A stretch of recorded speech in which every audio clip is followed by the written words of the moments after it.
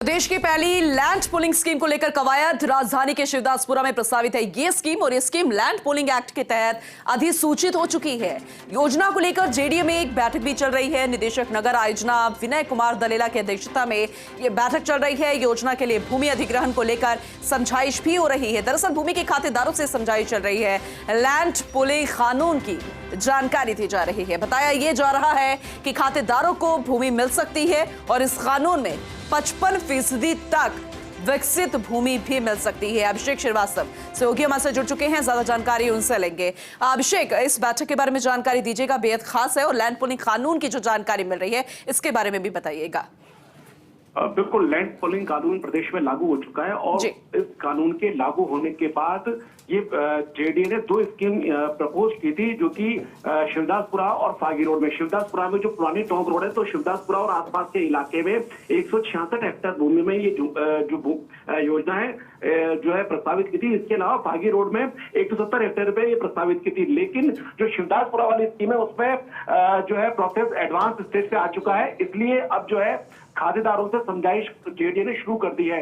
ये दोनों स्कीम इसलिए भी अहम है क्योंकि जो केंद्र सरकार के रिफॉर्म्स हैं जिनको लागू करने से किसी भी स्टेट को इंसेंटिव मिलता है, उस लिहाज से इंपॉर्टेंट है। क्योंकि अगर ये जो फागी रोड और शिवदासपुरा की स्कीम को, अगर इनमें से किसी भी एक स्कीम को अगर स्टेट लागू करता है तो केंद्र सरकार से करीब 100 करोड़ रुपए का इंसेंटिव मिल सकता है। इसके अलावा इन दोनों स्कीम के लिए जो प्लानिंग पे जो भी खर्चा आएगा उसमें भी 1 करोड़ रुपए केंद्र सरकार देगी। तो इस लिहाज से ये मामला बहुत इंपॉर्टेंट है और शिवदासपुरा की स्कीम का जो प्रोसेस है वो एडवांस स्टेज में आ गया है। तो इसलिए कह सकते हैं कि लैंड पूलिंग स्कीम में ये पहली लेकिन ये पहली स्कीम होगी अभिषेक क्रियान्वित होगी। और बड़ी बात इसमें यह है कि इसमें खातेदारों से समझाइश करके करीब 55% तक विकसित भूमि खातेदारों को जहां उनकी भूमि है यथासंभव उनको वहीं जो है भूमि दी जाएगी और करीब 10% भूमि जेडीए अपने खुद के उपयोग में भी ले सकेगा। तो इस तरह से कि किसी इलाके की किस तरह से प्लानिंग की जाए,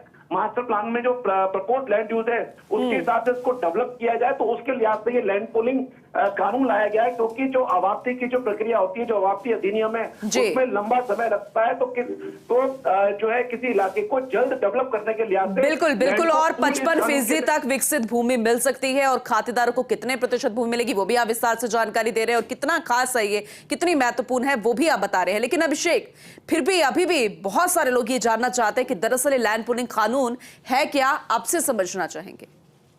लैंड पूलिंग जो उसके नाम से रिफ्लेक्ट होता है कि लैंड को पूल करने का ये कानून है कि जो आवाप्ति की लंबी चौड़ी प्रक्रिया है उसके अलग ये कानून लागू किया गया है। जो राजस्थान से पहले ये गुजरात और अन्य राज्यों में भी लागू है। इसमें लैंड को पूल करके आपसी समझाइश से जो है लैंड ली जाती है और इसमें जो है तो जहां पर है खातेदार उसको यथासंभव वहीं भूमि दी जाती है। इसके अलावा जो निम्न आय वर्ग है उसके लिए भी भूमि आरक्षित रखी जाती है, सड़क के लिए रखी जाती है, सुविधा क्षेत्र के लिए रखी जाती है।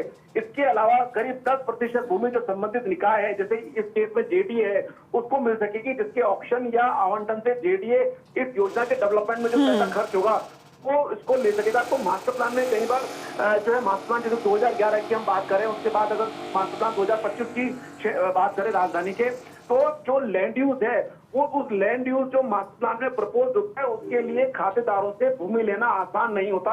इसी लिहाज से ये लैंड पूलिंग कानून लाया गया ताकि आसानी से भूमि मिल सके और उस इलाके का एक प्लान तरीके से डेवलपमेंट हो सके, जेडीए के नियम कायदों के तहत डेवलप हो सके। क्योंकि कई बार क्या होता है कि अगर जेडीए या कोई भी सरकारी एजेंसी उस इलाके पे ध्यान नहीं देती है तो वहां पर फिर बेतरतीब बसावट हो जाती है। सोसाइटी के बैक डेट में जो है पट्टे काट दिए जाते हैं, बेतरतीब निर्माण होते हैं, वहां पर ना सड़क के लिए प्रॉपर स्पेस मिल पाता है, ना सुविधा क्षेत्र, पार्क, अस्पताल या स्कूल के लिए जमीन मिल पाती है। इसलिए जरूरी है कि प्लान डेवलपमेंट जो कि मास्टर प्लान में प्रपोज जो लैंड यूज है उसका चलिए अब दर्शक हो सकता है कि बहुत बेहतरीन तरीके से समझ पाएंगे और इस बैठक के खत्म होने का भी इंतजार किया जा रहा है। बहुत शुक्रिया अभिषेक।